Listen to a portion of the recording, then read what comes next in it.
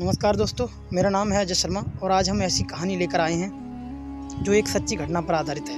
ये कहानी है वेस्ट बंगाल के वैभव नाम के लड़के की, जिन्होंने अश्वत्थामा जी के दर्शन किए और जहाँ तक कि अश्वत्थामा जी उनसे मिलने उनके घर भी आए थे, ऐसा उन्होंने दावा किया है। उनकी कहानी जब मैंने पढ़ी तो उनकी कहानी में बहुत ज़्यादा मुझे सच्चाई लगी है।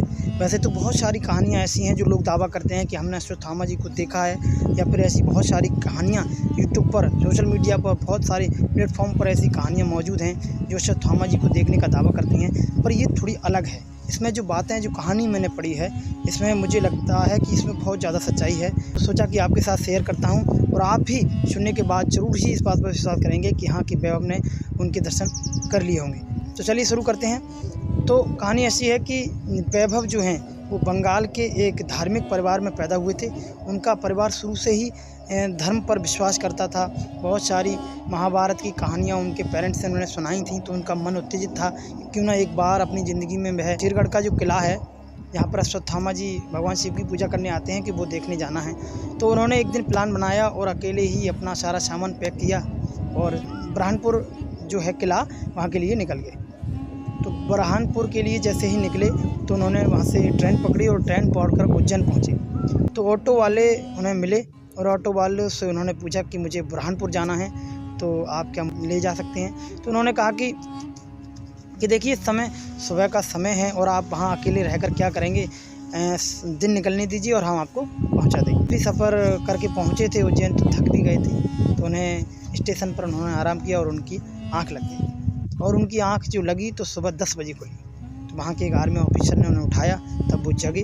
तब उन्होंने वहाँ से निकले और निकलने के बाद उन्होंने बुरहानपुर के लिए बस पकड़ ली और बस वाले से कह दिया कि भाई, मैं यहाँ नया हूँ, जैसे ही बुरहानपुर जो शेरगढ़ का किला आएगा तो आप मुझे वहाँ जगह देना, ताकि मैं वहाँ उठकर उस किले में जाकर दर्शन कर सकूँ। तो बस वाले ने भी ऐसा ही किया। जैसे ही शेरगढ़ का किला आया, उन्होंने उन्हें उठाया और कहा कि भाई आप जाइए और यहाँ से ही आपको अब पैदल यात्रा करनी होगी। तो वो पैदल चल रहे थे और चलने के बाद जैसे ही किला के पास पहुँचे, उन्होंने सीढ़ियाँ चढ़ी। ऊपर जाके देखा कि वहाँ पर किला जो है पूरी तरह से बंद है। वहाँ पर नो एंट्री का बोर्ड लगा था, क्योंकि वहाँ कुछ कार्य चल रहा था, शायद पर्यटन के लिए कुछ कार्य चल रहा होगा। तो वहाँ सारे मजदूर लोग थे। उन्होंने उनसे विनती की कि भाई मुझे अंदर जाने दो, मैं इतनी दूर से आया हूँ और इस किले को देखना चाहता हूँ, भगवान शिव के दर्शन करना चाहता हूँ और इतनी दिन से मेरा सपना रहा है। उन्होंने सबसे सब विनती की, लेकिन किसी ने उन्हें अंदर नहीं जाने दी। बहुत ज़्यादा उदास हो गए वैभव और वापस आने लगे।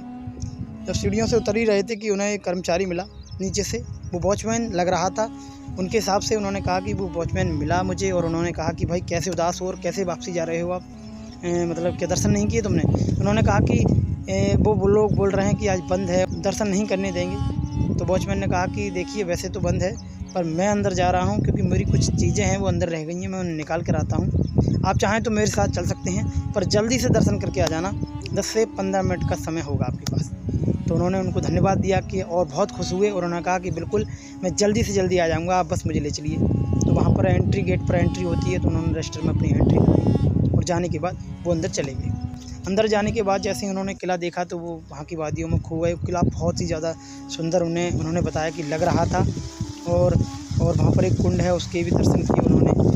वहाँ पर राजा का दरबार, रसोई वगैरह जो कुछ उन्होंने देखा वो देख लिया। देखने के बाद जब उनकी निगाहें उस शिवलिंग पर पड़ी जहाँ अश्वत्थामा जी आकर पूजा करते हैं, उन्होंने देखा कि अभी अभी कोई वहाँ पर पूजा करके गया है। ताज़ी ताज़ी फूल वहाँ पर चढ़े हुए थे। उन्होंने ये देखकर वो हैरान रह गए, क्योंकि आज जो है वो बंद है और बंद होने के बाद वहाँ पर कौन आकर पूजा करके चला गया। ये सोच ही रहे थे कि उनकी नज़र एक पास में ही पड़े एक लोटे पर पड़ी। जब उस लोटे को उन्होंने देखा तो उन्होंने सोचा कि इतने दूर आया हूँ, क्यों ना उस कुंड से जल लेकर मैं शंकर जी का जलाभिषेक कर दूँ। और उस लोटे को उठाया और सीधे कुंड की तरफ चल दिए। और जैसे ही वहाँ जाकर देखा तो एक बहुत लंबा बड़ा आदमी शॉल ओढ़कर बैठा हुआ है और वो पुष्प को धो रहा है, और ऐसे पुष्प धो रहा है जो उन्होंने अपनी ज़िंदगी में, वैभव ने अपनी ज़िंदगी में कभी भी नहीं देखे।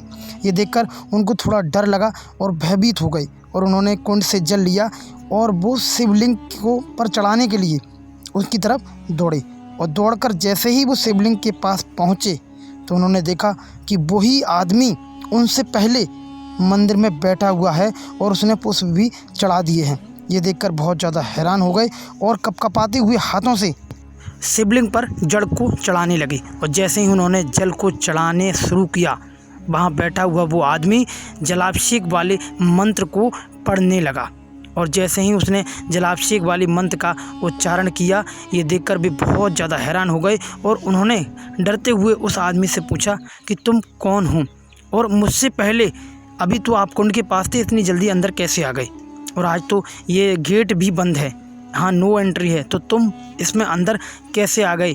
तो उन्होंने कहा कि मैं इस मंदिर का पुजारी हूँ और मुझे यहाँ आने जाने के लिए कोई भी नहीं रोक सकता। बहुत सारे लोग मेरे बारे में बहुत सारी चर्चाएं करते हैं कि मैं उन्हें दिखाई नहीं देता। क्या मैं तुमसे पूछता हूँ, क्या तुम मुझे देख नहीं सकते हो? पंडित जी ने कहा कि लगता है आप मजाक कर रहे हैं। इतना कहकर वैभव ने कहा कि मैं आपके साथ एक फ़ोटो ले सकता हूँ। और उन्होंने उनके साथ एक फ़ोटो लिया। फ़ोटो लेने के बाद पंडित जी में और वैभव में बातचीत होने लगी। तो वैभव ने कहा कि अब समय हो रहा है, गेट भी बंद होने वाला है, तो चलो बाहर चलते हैं। तो पंडित जी ने कहा कि आप जाइए, मैं यहीं रहता हूँ, यहीं पास में मेरा घर है। ऐसा कहकर उन्होंने जैसे ही इशारा करके वैभव को अपना घर दिखाया, तो वैभव ने देखा कि वहाँ पर एक बहुत झोंपड़ी बनी हुई थी जिसमें वो रहते थे। तो वैभव ने कहा, अच्छा मंदिर के पुजारी हैं, हो सकता है यहीं रहते हों। इतना कहकर वैभव वहाँ से चले गए और तुरंत ही बाहर आ गए। बाहर आने के बाद उन्हें वो वॉचमैन बाहर मिले और उन्होंने कहा कि काफ़ी देर लगा दी। और ऐसा कहते हुए वॉचमैन बाहर की तरफ आने लगे। जैसे ही वो सीढ़ियों से उतर रहे थे, तो वॉचमैन ने उनसे पूछा कि तुमने अंदर क्या क्या देखा? तो उन्होंने बताया कि मैंने पूरा किला देखा, बहुत सुंदर किला है, और वहाँ पर एक पुजारी हैं, वो बहुत ही अच्छे हैं, उनकी आदत बहुत ही अच्छी है, मैंने उनसे बातचीत की। तो वॉचमैन ने कहा, ठहरो, रुको, तुम किन की बात कर रहे हो? अंदर तो कोई भी पुजारी नहीं रहता है। उन्होंने कहा कि नहीं, मैंने देखा है, और वो लगभग 7 फीट की लंबाई है, और शॉल ओढ़े और अंगूछा बांधे और वहाँ पूजा कर रहे थे अंदर। तो वॉचमैन समझ गया। उन्होंने कहा कि बेटा तुम बहुत ज़्यादा भाग्यशाली हो जो तुम्हें अश्वत्थामा जी के दर्शन हुए। ये सोचकर वैभव के पैरों तले ज़मीन हट गई। वो बहुत ज़्यादा डर गए और उन्हें बहुत तेज़ अंदर से झटका सा लगा। उन्होंने कहा कि क्या बोल रहे हैं अंकल, वो तो एक नॉर्मल इंसान की तरह दिखाई दे रहे थे। तो उन्होंने कहा कि बेटा ये बंद रहता है और इसमें कोई भी पूजा पाठ करने नहीं जाता है, केवल पर्यटक आते हैं, सो भी दिन में, शाम को कोई नहीं आता। अब 5 बजे के बाद तो नो एंट्री हो जाती है। तो तुम अभी 5:30 बज रहे हैं और तुम अंदर से आए हो, और तो आपको जो मिले हैं वो कोई और नहीं, वो अश्वत्थामा जी हैं। ये सुनकर वैभव को बहुत ज़्यादा हैरानी हुई और डर भी लगा, और वहाँ से वो अपने घर की तरफ आ गए। घर आने के बाद उन्होंने ऐसा लिखा है कि बहुत ज़्यादा उनकी तबीयत ख़राब रही थी। 7-8 दिन वो बोल नहीं पाए थे ढंग से, माइंड उनका वैसा ही रहता। तो उन्होंने जब सारी बातें अपने परिवार वालों को ये बताईं अच्छे होने के बाद, तो जिस दिन उन्होंने ये सारी बातें उनको बताईं, उनके परिवार वाले भी बहुत खुश थे कि हमारे बेटे को इस तरह से अश्वत्थामा जी मिले और दर्शन हुए। ये बात आग की तरफ फैलने लगी। तो उसी रात को ही वैभव जब अपने घर सो रहे थे, तो अश्वत्थामा जी उनके पास में खाट पर आए और उनसे कहा कि बेटा तुम मुझे मिले तो, पर तुमने मेरी मदद नहीं की। तो वैभव ने पूछा कि बताइए पुजारी जी, मैं आपको पैसे देने वाला था, पता नहीं आप कहाँ चले गए थे। तो उन्होंने कहा बेटा मुझे पैसे नहीं, थोड़ी हल्दी और तेल दे दो। और जैसे ही उन्होंने पट्टी हटाई तो उनके माथे से यहाँ से खून टपक रहा था। तो वैभव डर गए, बहुत तेज चिल्लाने लगे, और ये सब शोर देखकर उनके परिवार वाले भी उनके रूम में आ गए। तो उन्होंने पूछा कि बेटा क्यों चिल्लाए? तो उन्होंने कहा कि अश्वत्थामा जी देखिए मुझसे मिलने आए, ये खड़े हैं। इस तरह से उन्होंने इशारा किया कि परिवार वालों को कुछ भी दिखाई नहीं दिया। तो उन्होंने कहा कि क्या कह रहे हो, यहाँ तो कोई नहीं है। तो दोस्तों ये थी वैभव की कहानी जो मैंने आपको सुनाई, इसी तरह से मैंने पढ़ी थी। दोस्तों आप भी जानते हैं कि अश्वत्थामा जी को भगवान श्री कृष्ण ने श्राप दिया था कि इस कलयुग के अंत तक तुम जीवित रहोगे। वीडियो अच्छी लगी हो तो चैनल को सब्सक्राइब करके वीडियो को लाइक ज़रूर करें, बेल आइकन प्रेस जरूर करें। धन्यवाद।